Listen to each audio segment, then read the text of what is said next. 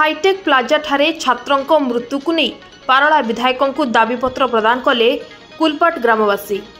गजपति जिला पारलाखेमुंडी स्थित hi tech plaza ठारे उमा ब्लॉक अंतर्गत कुलपाट ग्रामर ग्रामवासी ऋतुराज गमांको नाଳରେ मृत्यु घटना को नहीं पारला विधायक इंजीनियर रूपेश कुमार पाणिग्राही को एक दाबीपत्र प्रदान करथिले।